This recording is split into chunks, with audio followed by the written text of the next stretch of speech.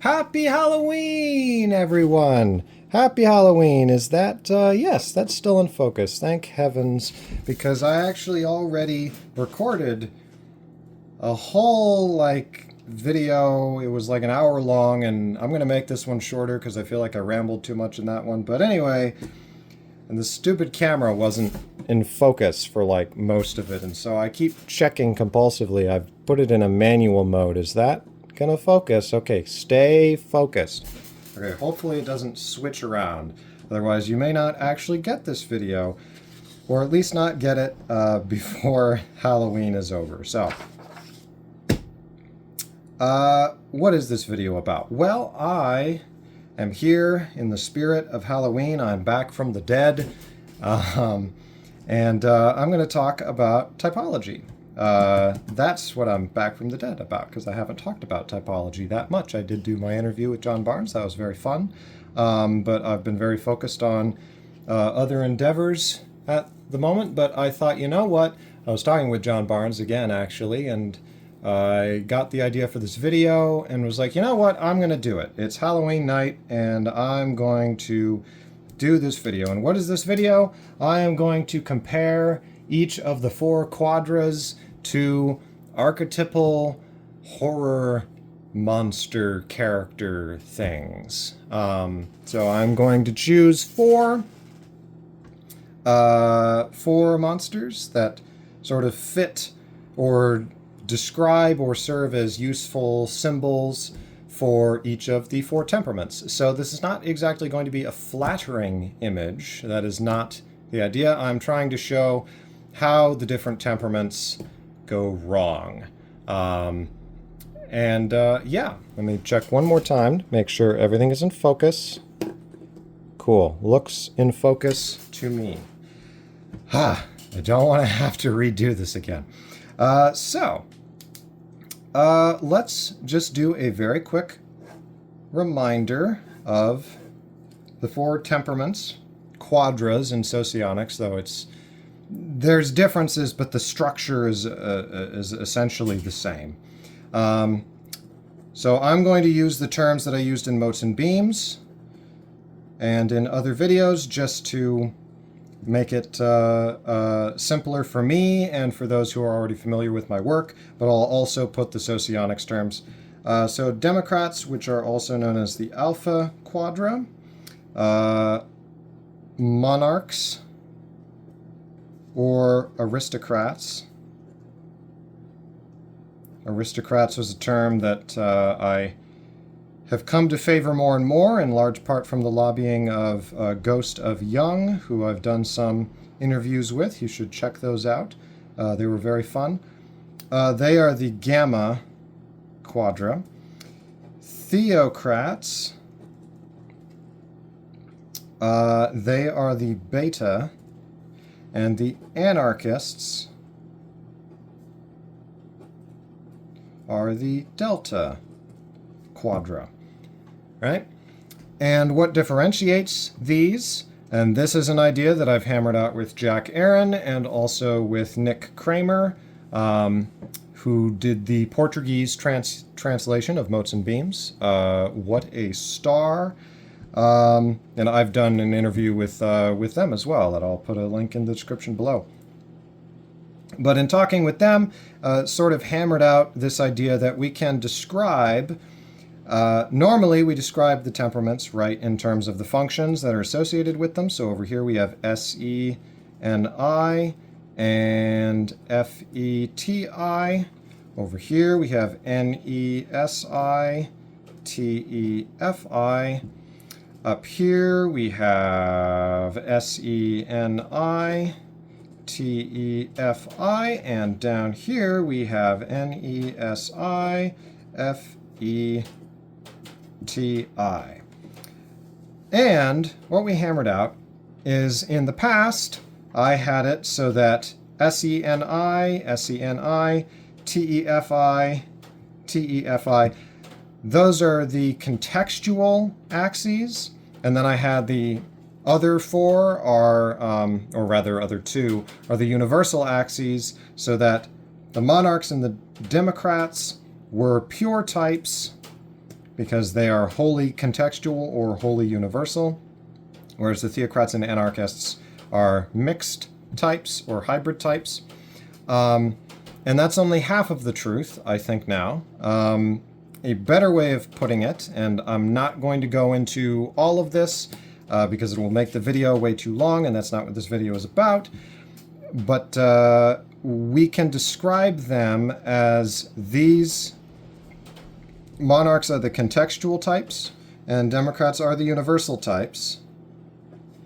But the theocrats are the synthetic types, because SENI and FETI, what they have in common is they are both synthetic, right? SENI is contextual and FETI is universal, but together they form the synthetic, and that's what they have in common, right? Whereas over here, analytic, right?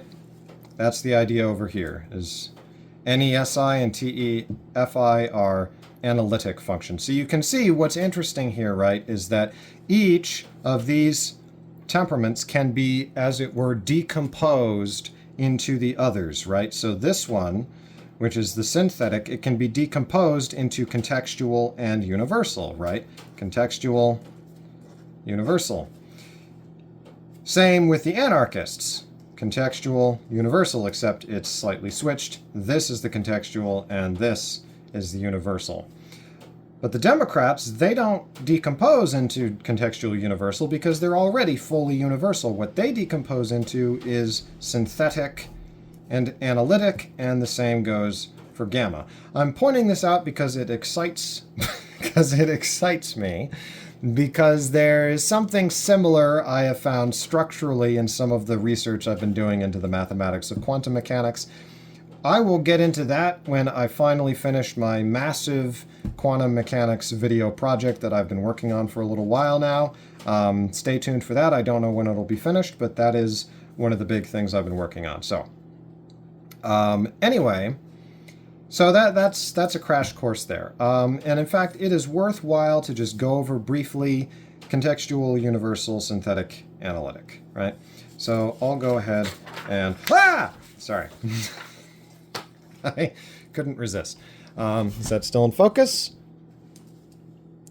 Boop. Yes. Okay, should still be in focus.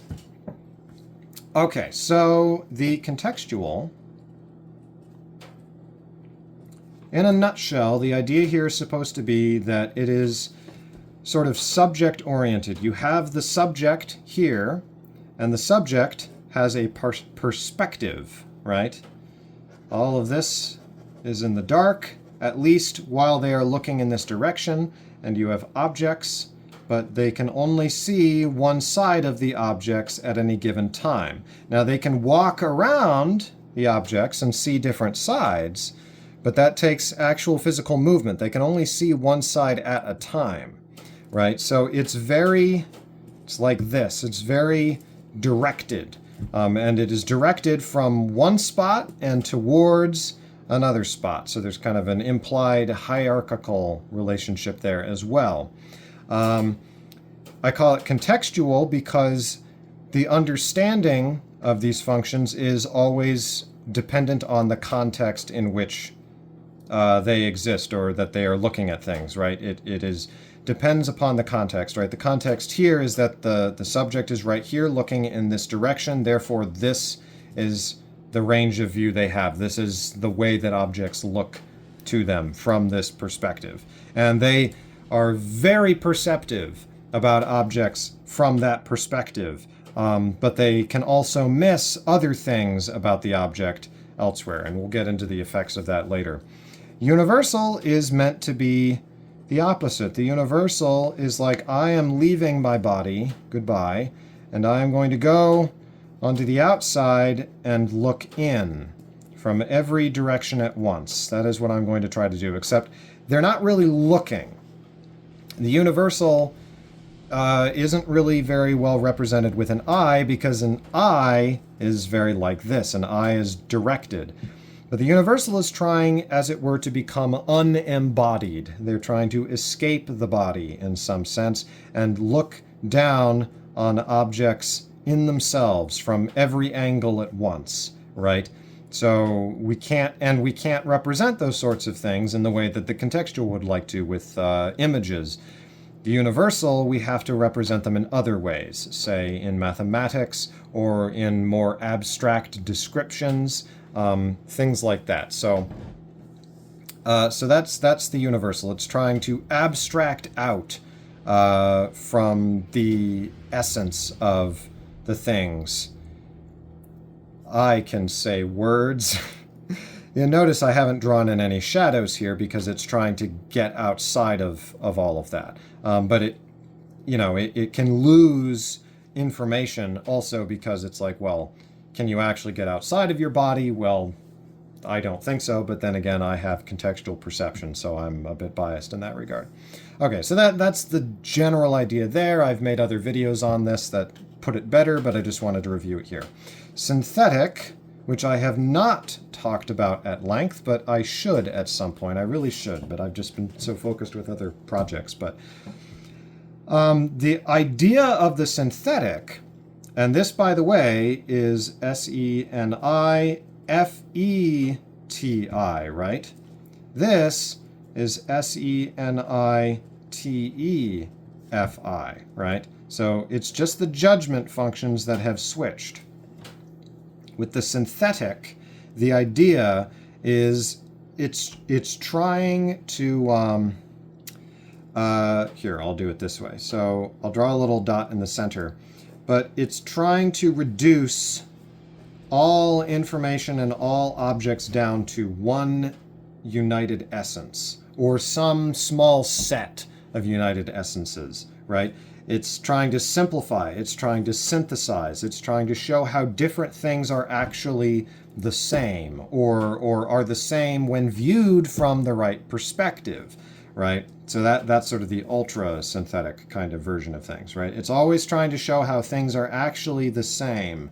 You could almost think of it as, like, you got a little guy here, and he's like, hey, if you look this way, they're the same object, because this one is blocking that one, whereas this guy over here is like, no, they're not, they're different. And he's like, no, but you got to come over here. Just come over here, and then they look like the same thing, or they form this other image or something, right? So that's the SENI, but then the FETI is the universal part, where they're trying to do it to everything. They're trying to get at the essence of the thing, right? They're not just looking at it head on. In this way, they're trying to get at the essence. So that's the synthetic, whereas you have the analytic, which is TEFI and NESI. The analytic is trying to do the opposite. They take this thing and they look at the thing and they say, okay, this is a unity, and I can't, it's unified, it's different in and of itself. I can't understand it. It's just a black dot. I know it has parts, or I think it has parts, but I if I just treat it as this one whole, I can't understand it. So what I need to do is I need to split it up into its different component parts.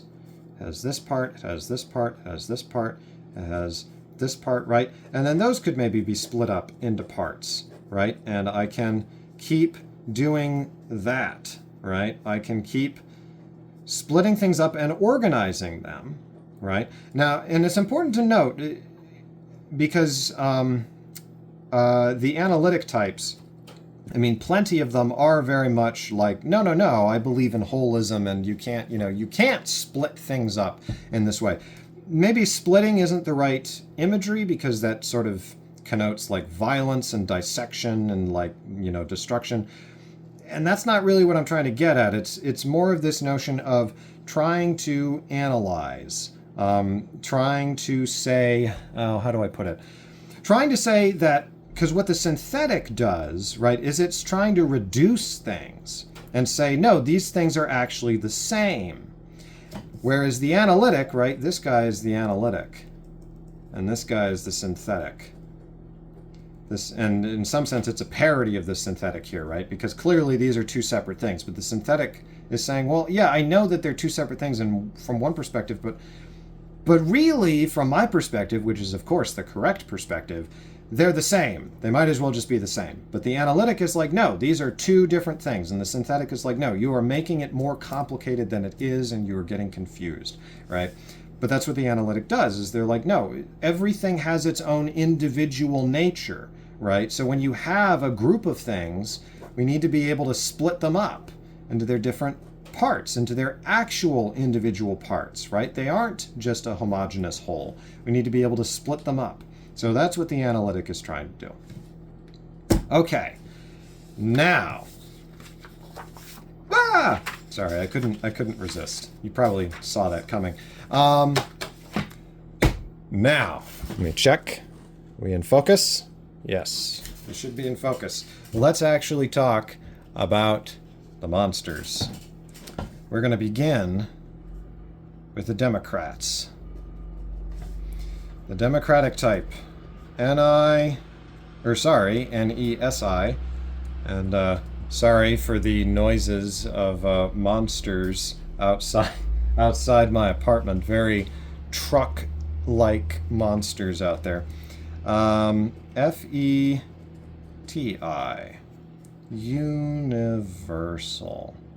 Okay. What monster did I choose for the Democrats? Well, I should say from the beginning that maybe monster is not quite the right term.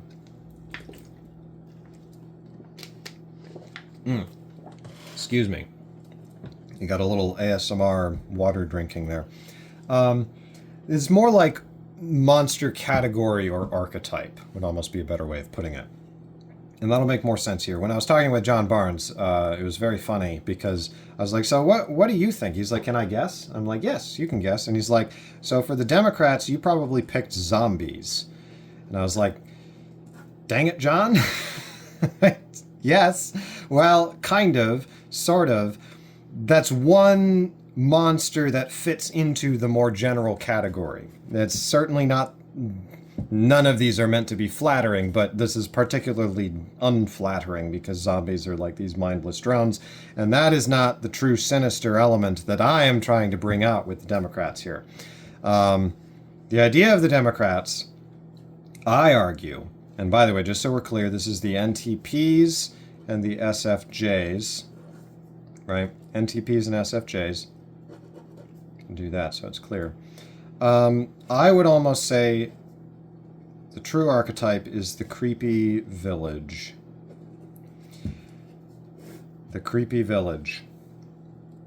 What do I mean by the creepy village? By the creepy village, I mean, we'll see if I can draw while I'm doing this.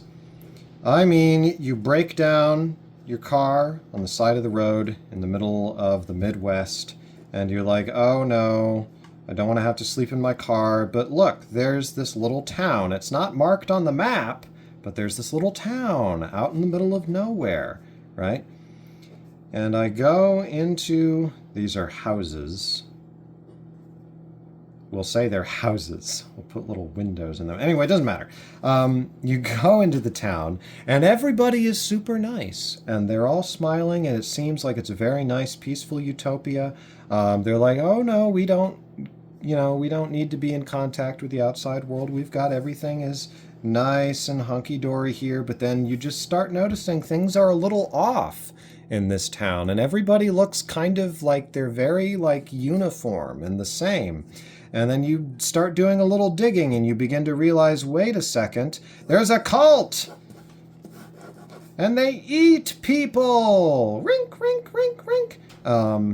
Yeah, so very spooky. They don't actually have to eat people, but and I know that the theocrats I have associated with the notion of cults, but I'm going to get into that later. This is a bit different, because the beta types, the theocratic types, they have a leadership mentality that comes more from the SENI, that you don't get, at least in the same way here. Here there's this more collective aspect.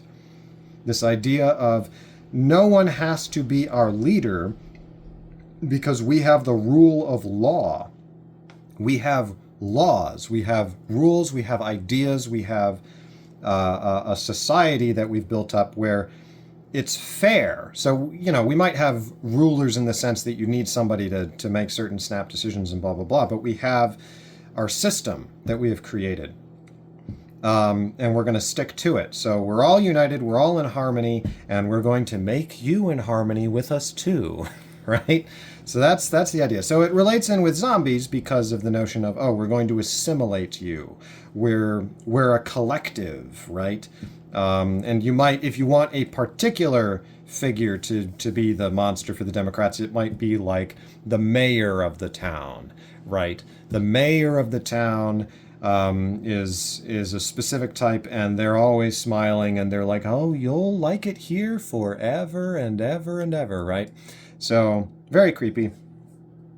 A couple notes to make.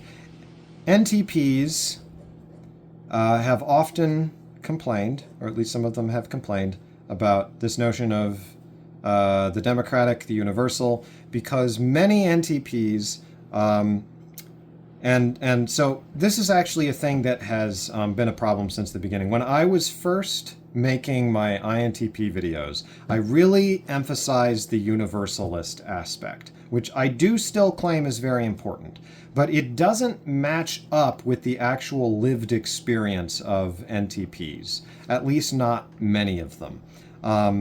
And this is something that I missed in earlier videos, and I've tried to make up for, and I think I have the best way of explaining it now. Because one of the things that comes up a lot with a lot of NTPs, particularly young NTP men, though I actually don't, I'm guessing it's actually more universal than that. I just happen to know more NTP men than I do women. That's a whole other thing. But one of the traps they can fall into is nihilism. But nihilism of a very intellectual type. I mean, in some sense, I suppose true nihilism is always going to be intellectual in some sense. But it's nihilism that's usually related to a kind of relativism. This was pointed out a lot in the comments on that original INTP video years and years ago. And at the time, I argued, well, but your relativism is technically still an absolutism. Right? Because you're saying, well, everything is relative, right? So that's an absolute stance. And that's still true, but again, it doesn't capture the lived experience of why they would relate to this notion of relativism. And now I feel like I have a better answer. And that answer is this. The idea with the NTPs and the SFJs is this sense, remember, if we go back to what the universalist notion means, it's from the outside looking in. You've sort of left your individual body, you've gone outside of the system, and you're looking in on everything. You've separated yourself from it. And what happens when you do that is there can be a sense of seeing the whole universe as fixed. I'm going to keep drawing a lot of circles here because it fits very nicely, but it's like the universe is very complicated and intricate, and it's fit together, and it might have some very beautiful, elegant, simple principles, but it's this interlocked system, right? And if you change any one part of that system, right? If you change this over here, it's very likely going to have all kinds of effects down the line. This is sort of the cynical aspect. You don't find it in all NTPs, but I think you find it in a lot of them, where they get very jaded about actually making change in a society or in a situation. And so there's kind of this underlying true conservatism, like philosophical conservatism, not cultural conservatism, but a sort of philosophical conservative stance, where it's like, stop. You know, they're saying to the TEFI and the SENI types, you know, who are little dots who are like, what system? What system? Bang, bang, bang, bang, bang, bang, bang, bang, bang, right? They're like, I'm going to change everything. I'm going to revolutionize the story. And they run forward, and the NTP type is like, no, you moron. If you go that direction, you're just going to hit a wall. And they're like, what wall? And they smack into it, and they break a bunch of stuff. And then they go over here, and they break a bunch of stuff, and they go over here and break a bunch of stuff, right? And they're because they're tunnel visioned. So it enables them, the non-universal types to actually commit forward to action and not fall into this trap, right? In some sense, to put it cynically, because they're too stupid to realize that, oh, there's all, if you change one thing, everything else is going to fall apart. That, at least, is how the democratic types would see it. They get very impatient when you have somebody who's like, I have this idea and this dream and this vision, and I'm going to go forward with it. And things are actually a lot more simple. They're not so complicated. You're overcomplicating things. I'm going to go do my vision and go off. And the NTP SFJs are like, no, this is a very carefully constructed system. I may not like all of the outcomes, but they're there for a reason, right? And so when you see the world in that sort of a way, you begin to realize, well, there isn't anything I can do to change it. And so you fall into a kind of despair, a sort of nihilistic despair. You see this in a less immediately sinister form with sort of it's usually attributed to Einstein. I mean, you can find it all over the place. But the block universe, right? So I've drawn a a brick or a loaf of bread or something here. The block universe, where you have like the world lines going through the block universe. Right, and those are the determined lines of objects. Everything is determined. Time can be treated almost like another spatial dimension, and the universe is just one big brick, and everything is set in motion in the brick, and we're just trying to understand why we're going where we're going. We can't actually change where we're going. This is just how it is. So the relativism also comes into it, because when you step outside of yourself, you're not going to fight for anything from your little puny perspective, because you realize, well, hold on, if I step outside, I realize, well, there was all these other sides to things that I missed, right? So that can be paralyzing, because it's like a pawn being lifted up off of the chessboard and realizing, oh, the pawn wouldn't be in checkmate, but it's like, oh, it's checkmate in 3 moves, and there's nothing I can do, right? There's nothing that can be done that the player can do. It's all determined, right? So it's that kind of paralysis. And what can result from that is this nihilism, which results in a sense of, well, our village only survives by eating people, but, what are you going to do, right? There's just this acceptance and a sense of, well, this is the best possible system we can create, and we're just going to go along with it, right? And we'll assimilate anybody who comes our way. So that's the notion of the creepy village. That's what I'm trying to get at there. Alrighty. I'm legit like, okay, cool. The ghost isn't there because I'm getting tired of doing that bit. But anyway, so that's those are the democratic types, the creepy village. Now, the aristocratic types. I'm just going to go ahead and use that term, aristocratic or monarchic, whatever you prefer. SENITEFI,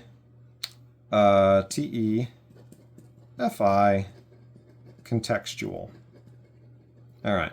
So this is going to be the opposite of the creepy village. Here we have somebody who is going to destroy the creepy village. Here we have somebody who is a lone individual, and they say, I have my perspective on things. I see how things are to be right now, in the here and now. I have tunnel vision. Excuse me. And I'm just going to plow forward and achieve my vision, no matter what the cost is. The people who are not in my vision and not helping me with my vision, they are over here. They're just doing their thing. That's good for them. I'm happy for them. I don't care about what they're doing. They have, they can go live their life. I am going to go do my thing over here. And I actually had a lot of trouble trying to figure out the one for this one, but what I've settled on, and I'm going to see if I can sell this to you. And there might be better monsters for it, but what I'm going to try to sell to you is the Mad Doctor.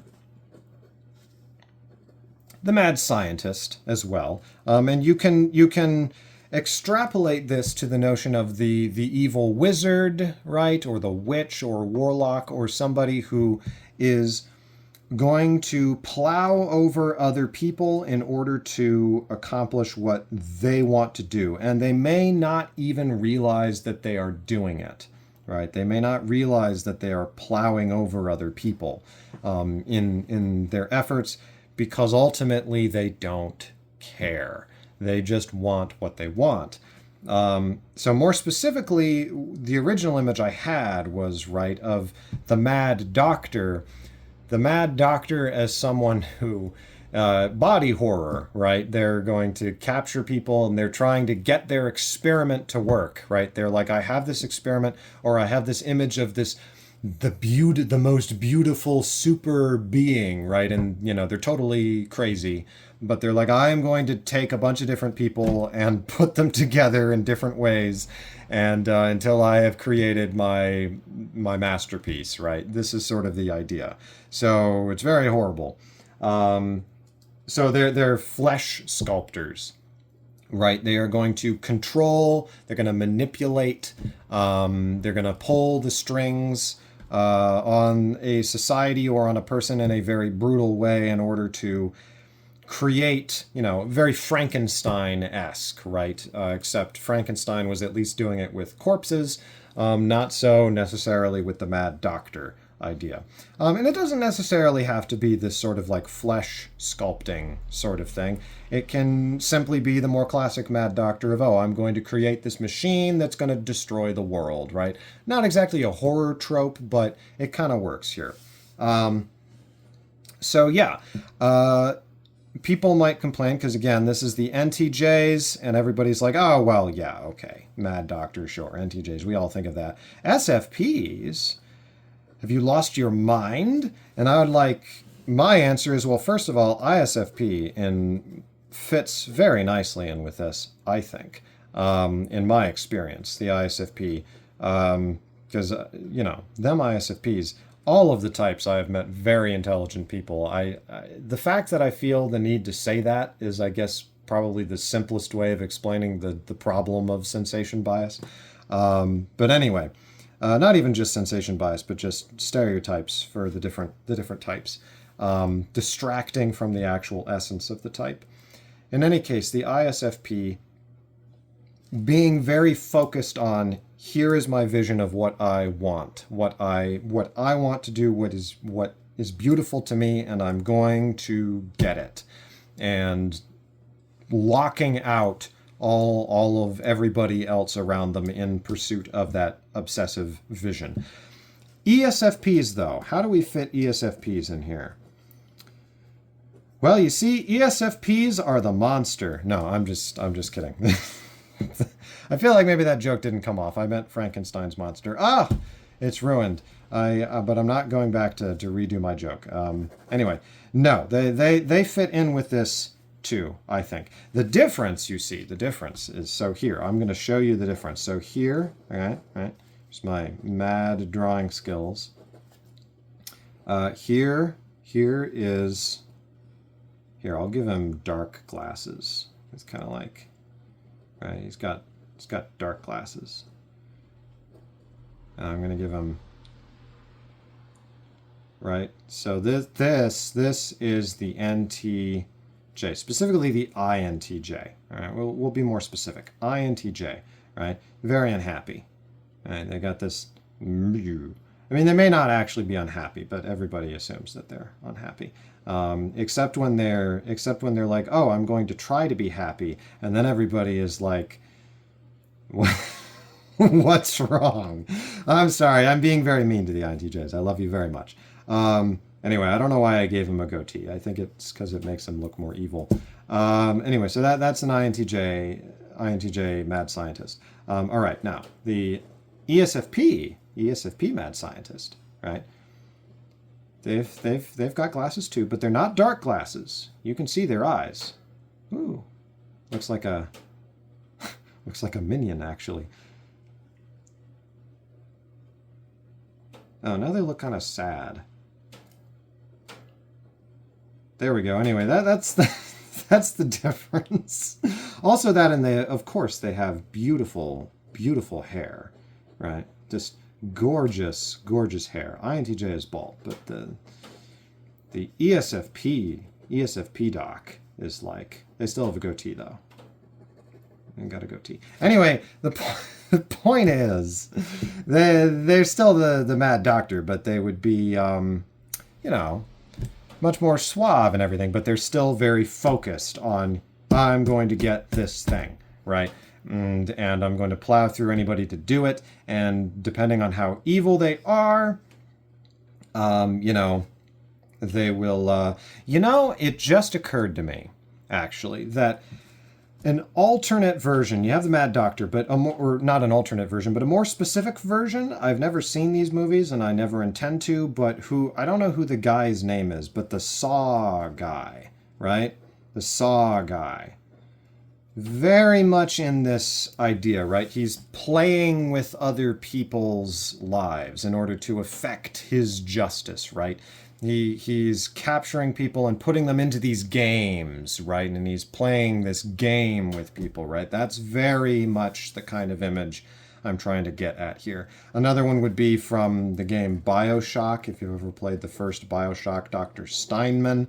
He's a plastic surgeon who he loses it, and he begins performing experiments on people who are in for plastic surgery and screwing up their face in order to match his twisted sense of beauty. You get the idea.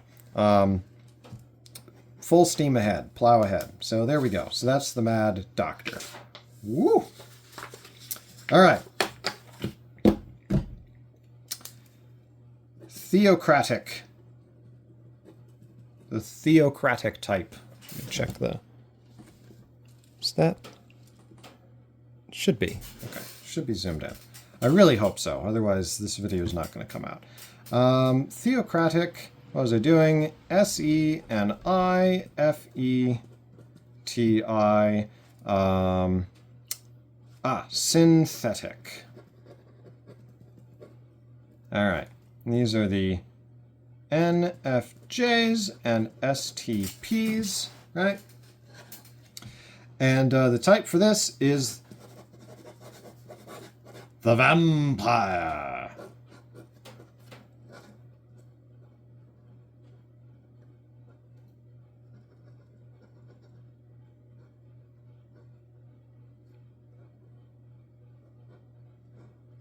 He has a little cape.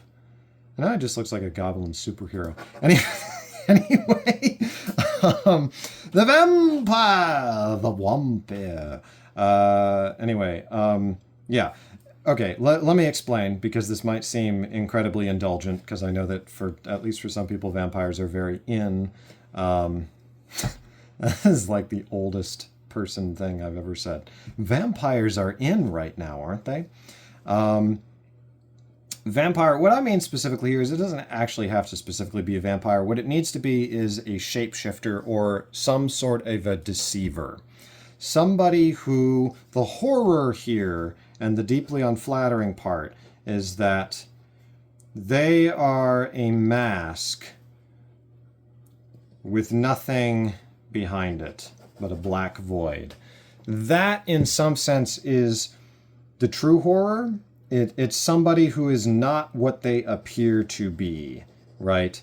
So in some sense, you could also get this idea with like an animated mannequin or something. That doesn't quite fit because the mannequin can't talk or anything. But if you have somebody who, when you peel off their face and you realize, there's nothing behind it, or there is something behind it, but what's behind it is horrifying, right? So you could also do this with like the alien in disguise, right? The disguised, like bug-faced alien. The point is that they are there, they are deceiving people, they are pretending to be not just any old human, but, they're pretending to be whatever they need to be to accomplish their foul purposes, which is to lure people in and, suck their blood or whatever. So you can kind of see where this is coming from. What inspired this specifically, and it's worth talking about this, is FESE. This notion of FESE, which these two functions together, or apart, but especially together, these two functions have a lot to do, I think, with external appearances. external appearances, this aspect. It has to do with putting yourself out there in a particular way that's going to interface with reality and get certain reactions that you want or that are desirable for the person themselves. It's very actor-y. That's not a word, but they're acting, right? That's FESE. It's very outward focused in that way. I don't know how else to put it. It's surface. It's persona focused. This will become more clear when we get into SI-FI with the anarchic types.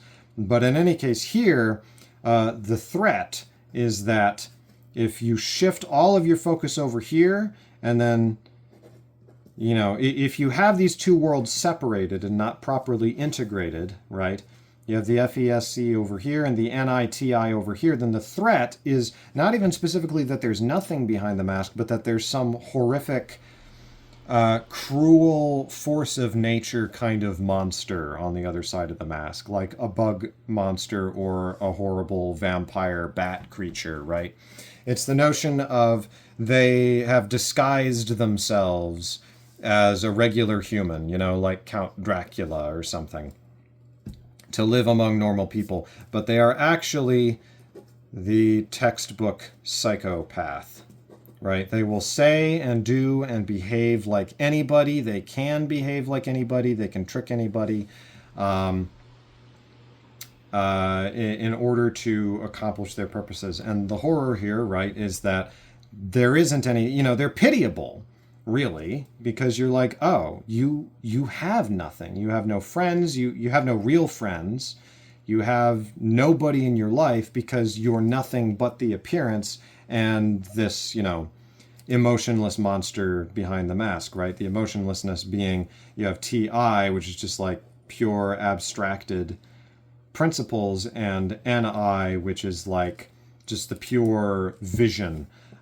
So you get like this killing machine that appears very warm on the outside, but is, a monster on the inside.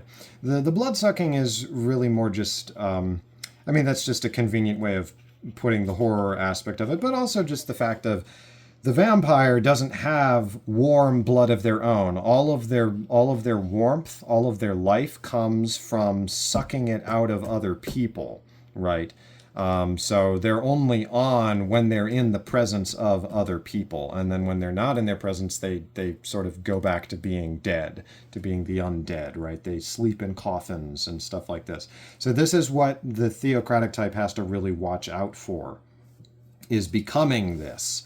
Zeroing in, you have to develop the interior. I feel like when I watch this video later, I'm going to realize, man, I really unconsciously made the theocratic type sound so awesome, even though I was trying to emphasize they're villainous.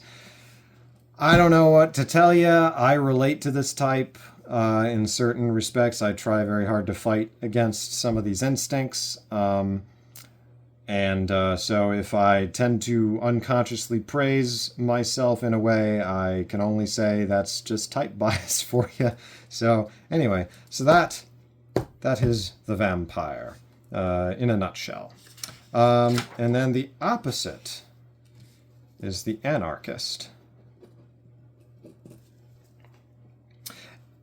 Yes, no, we'll finish up with the anarchist here. NESI. TEFI, analytic. I realize that with the vampire, I didn't really involve the synthetic very much. And, I could maybe do like a campy... actually, it's not too campy. You can bring up the idea of, the vampire is one who sucks the blood out of... this is from the anarchist perspective.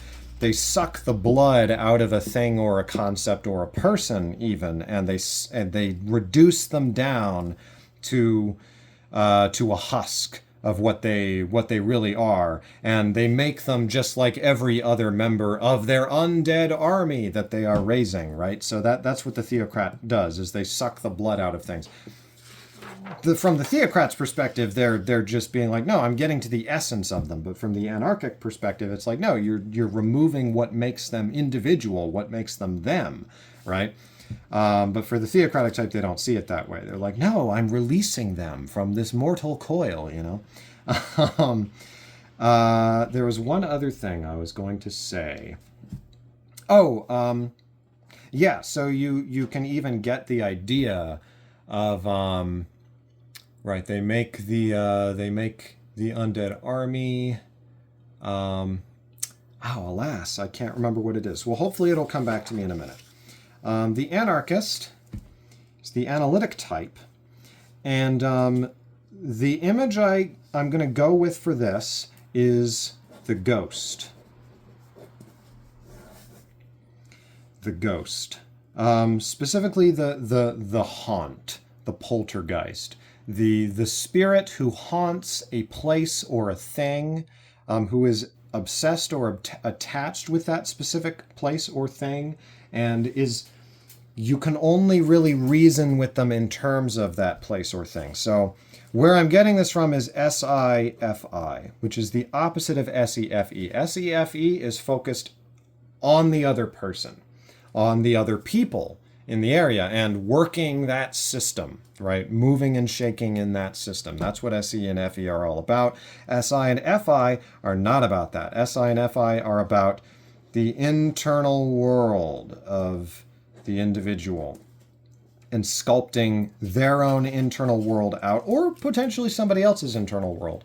But it's about the only term I can think of is fixation, which is not a flattering word, but a fixation on particular objects from their past or particular things from their past that have this deep, definite value for them specifically and nobody else because of what specifically happened to them. Their past reality, their internal feelings. It's this internal feeling reality that they have constructed, and that is not shared by anybody else and not easily understood by anybody else either. You have to sort of be initiated into it. And so going off of this principle, I came up with the idea of, so it's like the ghost. The ghost, I'm going to draw a ghost here. Okay, I could do it like this. Ooh, right? Whoa. Right? They're like, ooh, I'm a ghost. I have long arms. I don't know, that's kind of a weird ghost. Let me try... Ah! Sorry. I had to. Anyway, ghost, banshee, poltergeist. I